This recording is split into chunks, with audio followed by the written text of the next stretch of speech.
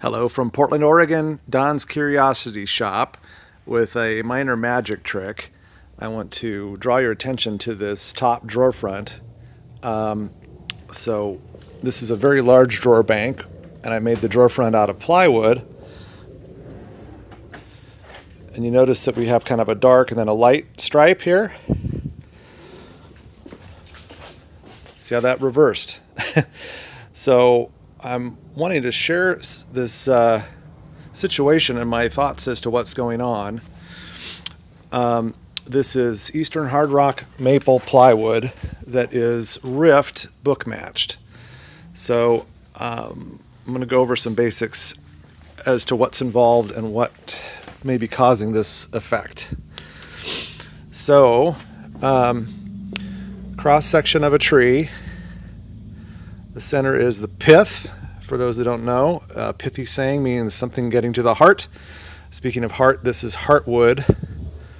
So that's the old growth portion of a tree.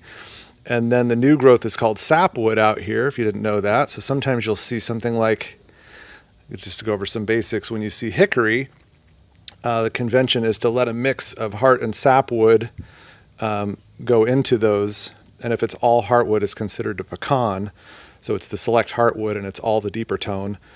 So basically the sapwood, the lighter new growth wood, is softer and seen as sort of in a sense, the fat that you cut off in many cases. So the reason I start here is to talk about what rift and quarter grain is.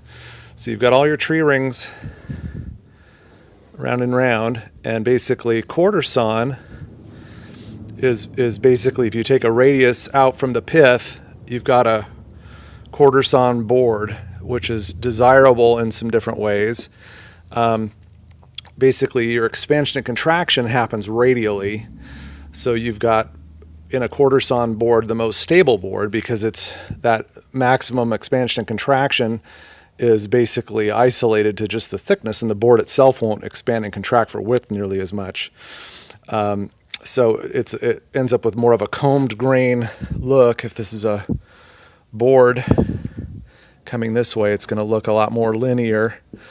It's called straight grain typically by woodworkers, versus something that, if a board came out this way out of the tree, it's going to be a lot more flat grained. So it's going to have a lot more of a washy look like that. So the thing with quarter sawn, there's something in a tree called medular rays. And so if you're at a perfect radius, sometimes you'll get different effects in the wood, because you're going to see a cross section of the medular rays at times, which can create different effects. Most well known is kind of the flaky look in like a quarter sawn oak.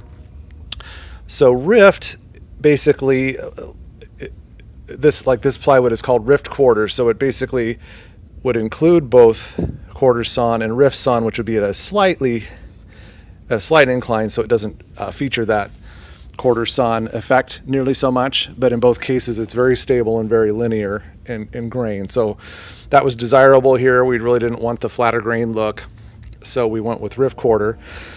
And it is book matched. And so part of what happens with book matching is that basically, in order to keep kind of a mirror image, let's kind of draw a book here. It's almost exactly what it really is. If you imagine this fanned open, if this was this is our board, if it's been cut through the middle and split open like a book, that's basically how this was done right here. So this was a book matched pair of flitches of veneer, and it was laid open. So part of what happens when that's going on is that this is the top side of this board, this is the bottom side of this board.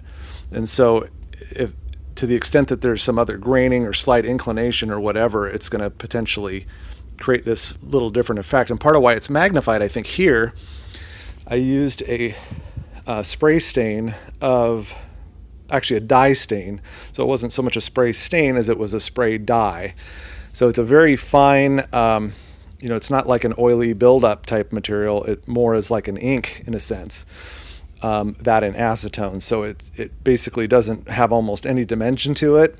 It basically just sort of pigments the fibers. And so my theory as to why that is so magnified with the spray stain is that it leaves all those fibers, if you think of it almost like fur on a dog, or I thought maybe the better example would be nap of a carpet. If you've ever,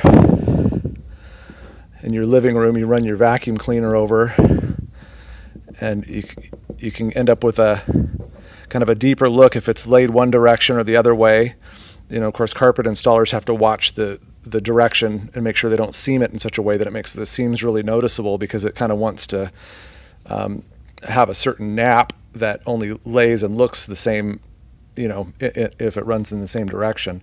So I think to the extent that the surface of the wood isn't strictly a two-dimensional thing, it's slightly a three-dimensional thing in terms of these grooves and fibers and things in there. I think that the dyes, as they saturate those fibers, create these, in a sense, little shadowy tunnels and pockets that have ended up kind of getting enhanced in ways that you wouldn't see with just the natural finish. So it could be a neat effect to use on purpose. In this case, it is not so desirable because we don't want the stripy look, but something to be careful of if you're ending up with book-matched rift grain maple with a spray stain. It can do some strange things. So that is the Curiosity Shop lesson of the day, and magic trick. Don's Curiosity Shop, signing off.